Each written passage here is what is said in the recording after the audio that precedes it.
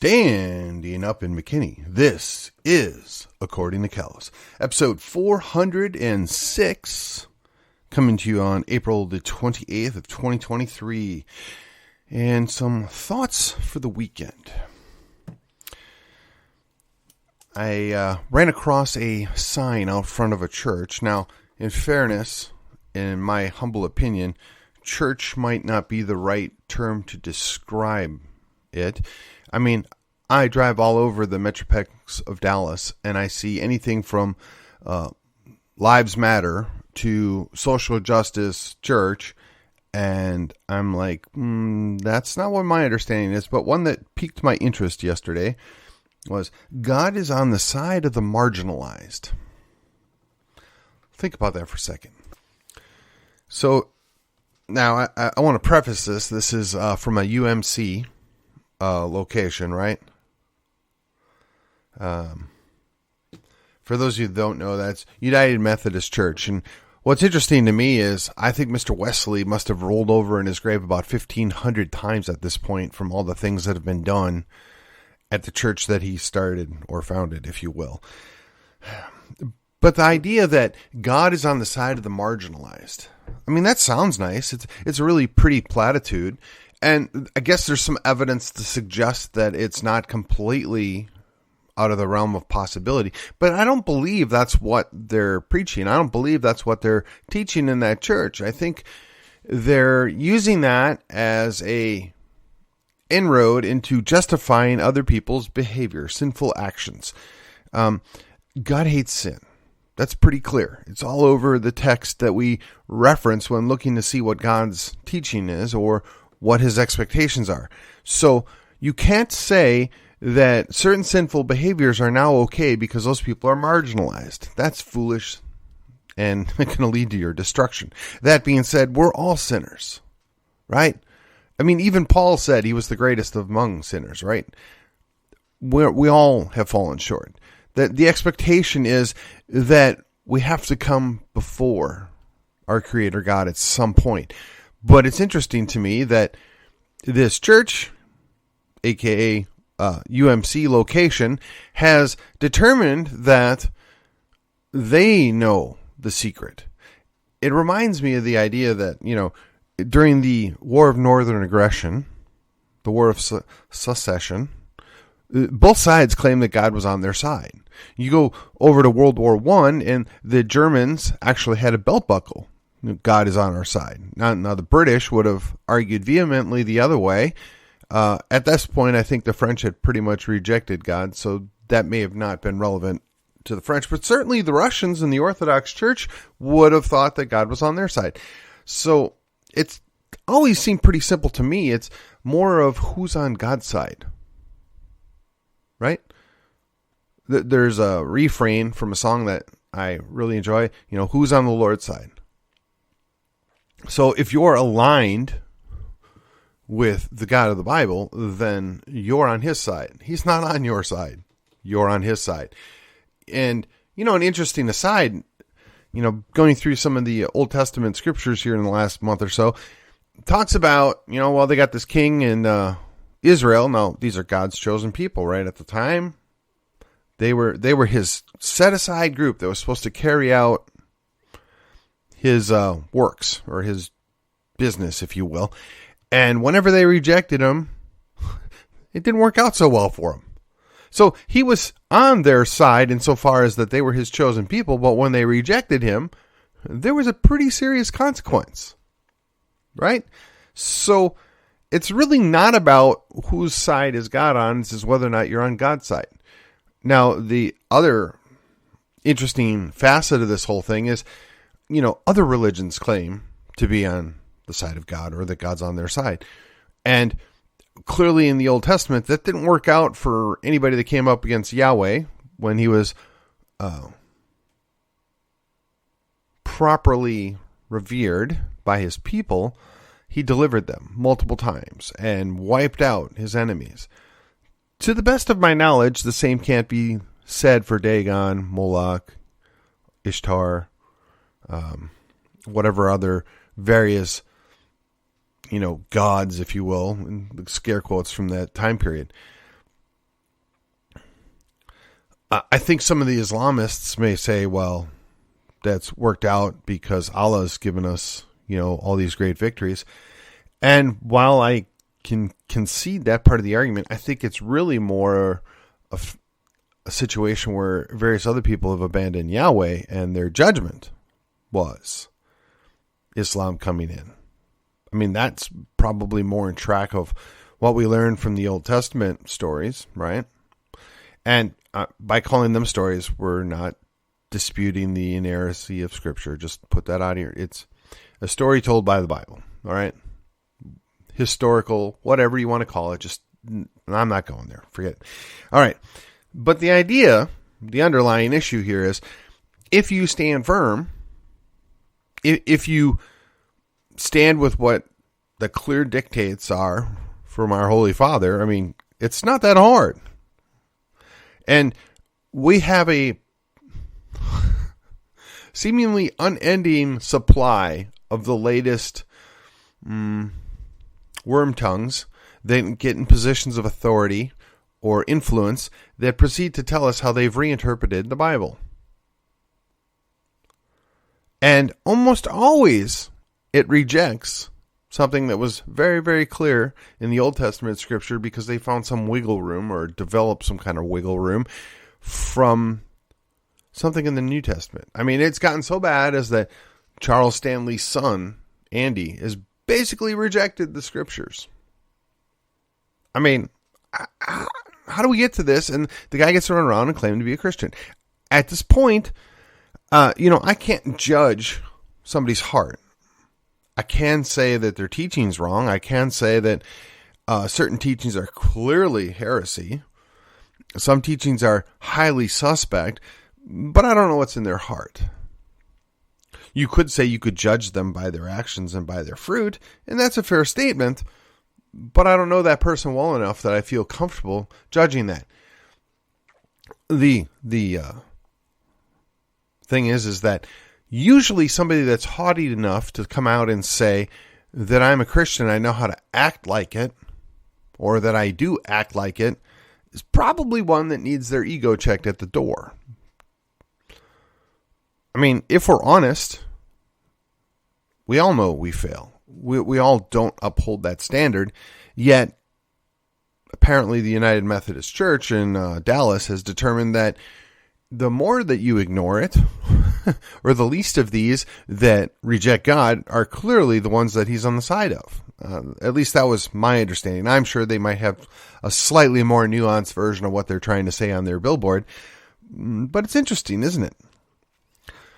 The concept that you should stand firm on the Scripture, you should stand firm on what you were taught, or you should stand firm on what's clearly known to be the will of God, that's something that we reject all the time because we as humans declare ourselves wise and we know better. And how does that work out for us? At this point, I'm going to guess that if there are any agnostic or atheist folks, they've already checked out, and I'm sorry. But every once in a while, we've got to revisit this issue because there can be no Western culture apart from Christianity. And honestly, even the Eastern Western culture won't exist without Christianity. The two go hand in hand. So you can reject the faith in a creator God, but you have to acknowledge that Christianity exists and there is no Western culture without it. You have to at least give us that. Now, granted, you can be like Rousseau or the French revolutionists and think that you can do better and that you're smarter. You can try that. It generally doesn't work out too well. You can ask Robespierre.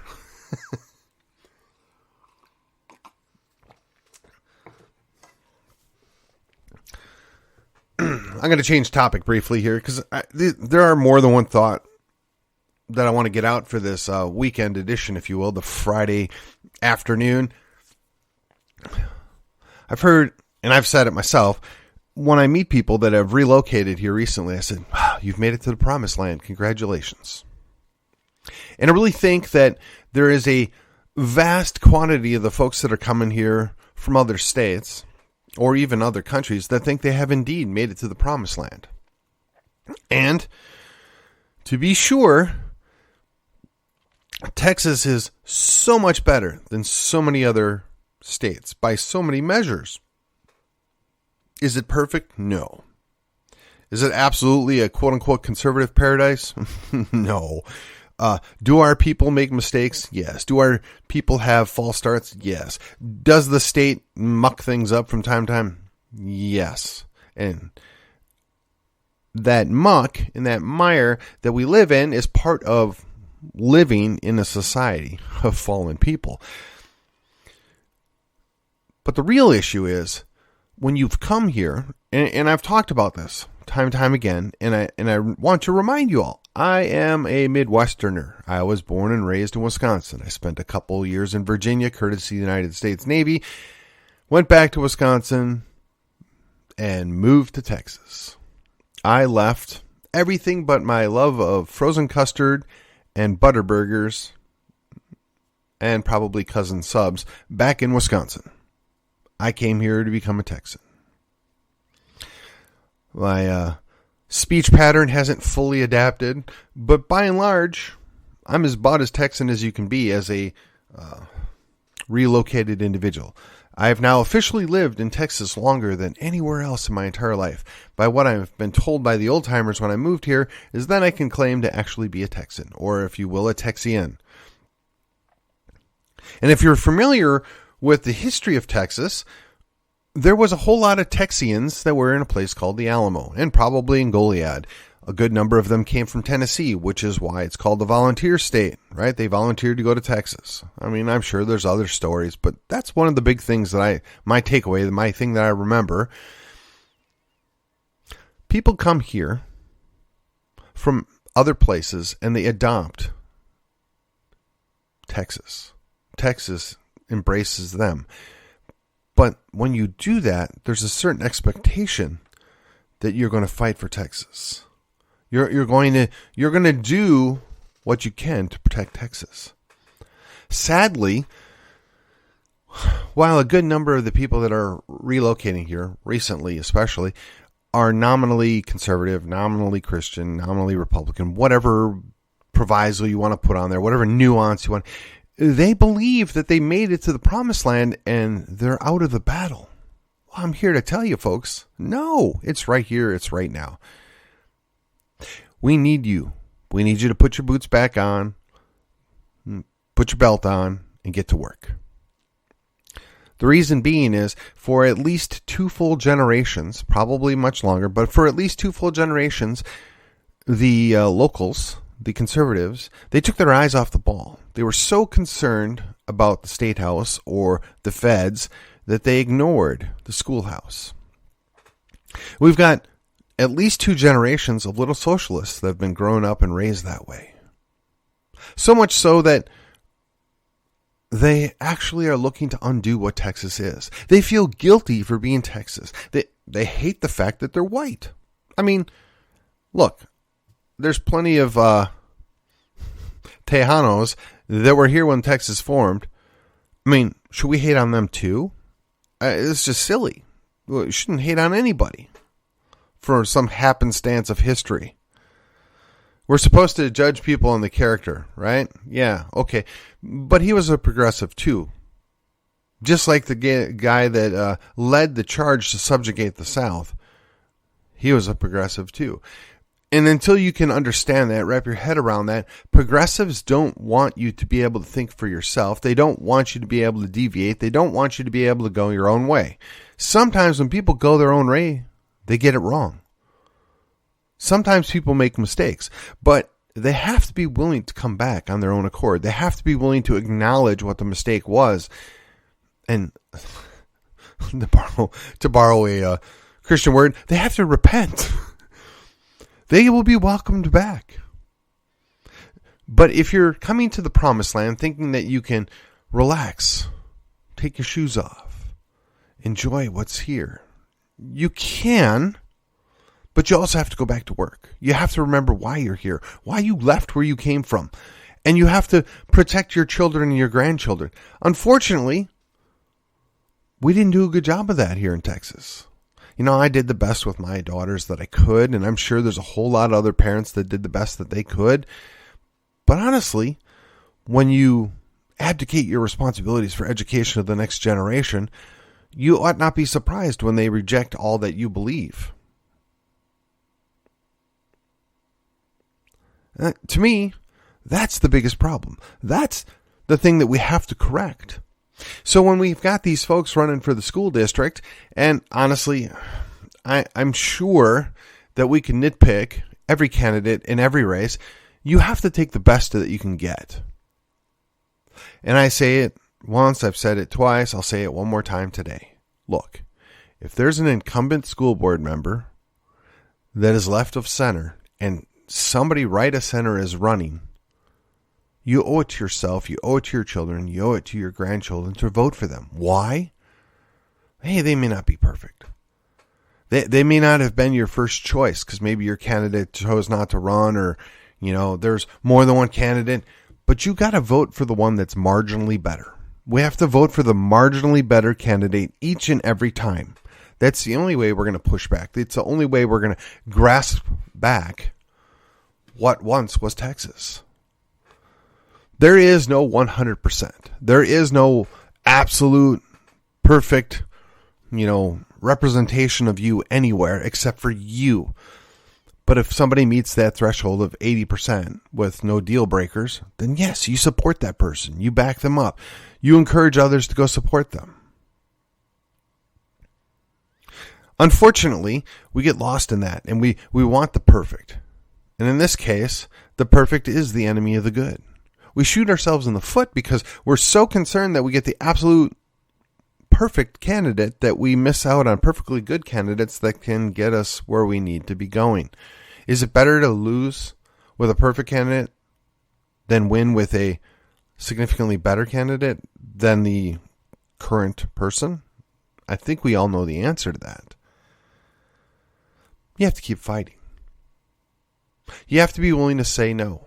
You have to be willing to push back. You have to be willing to take a little heat on social media. You have to be willing to go to your church and say, yeah, I'm not good with that. At the end of the day, it's going to come down to the idea of, are we on the same team? God, again, let me recap this.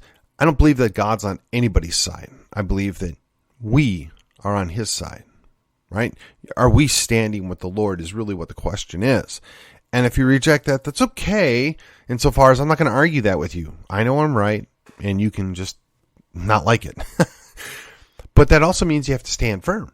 If you believe you're right, you stand firm, which is exactly what I'm doing. And if you disagree with me, that's okay. Stand firm on your convictions. We'll have an adult conversation.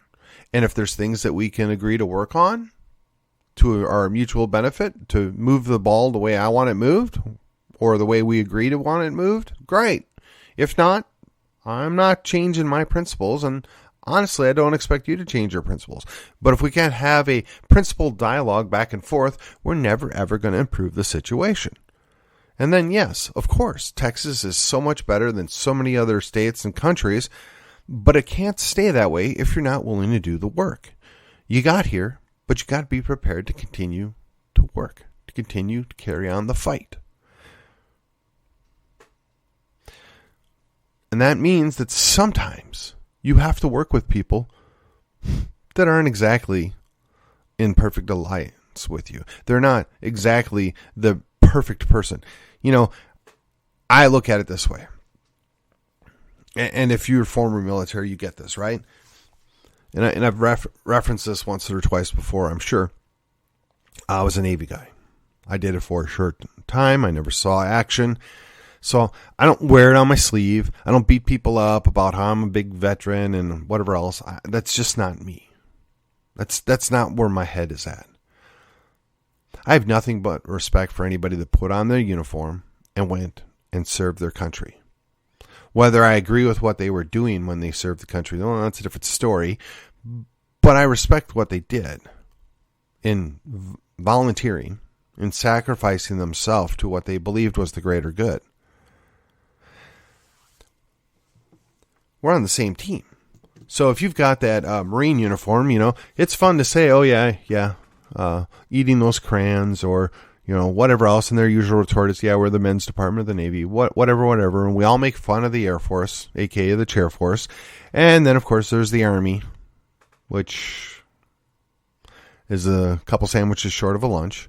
Right? I mean, these are the usual jabs that go back. And then, I've been called a swabby, a squid, some other things I can't say out loud.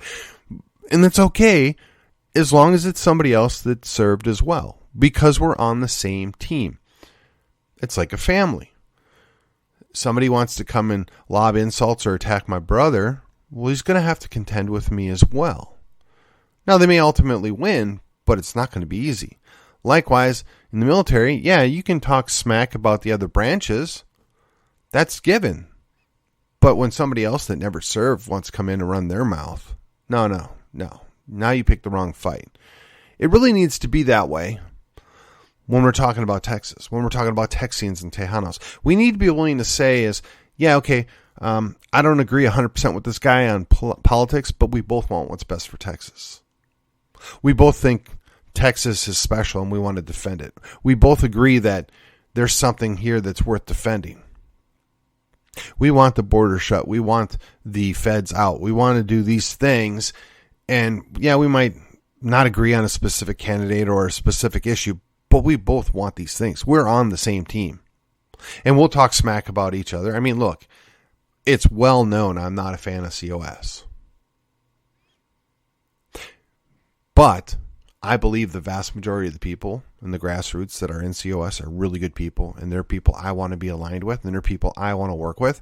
So I do so willingly, openly, and I will defend them, the ones that I know personally, and I expect that they would do the same for me because we're on the same team.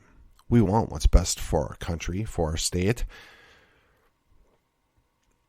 and we're willing to show up and, quote, do battle. Sometimes more literally than metaphorically, but we're willing to do that because it's a worthwhile investment. It's where we're banking on making a difference. So yes, yeah, I do believe that if we stay on the Lord's side, we're in a really good position. If we know where we stand, we know what we believe, we're going to stand there and hold firm. We're going to show up for the battle ready to fight if necessary. We're not going to look for a fight, but we're prepared to defend ourselves if the time should come. But we just need to remember that those that are allied with us, we're on the same team. Now, you may remember that I referenced Nehemiah, right? The idea that sword in one hand, trowel in the other.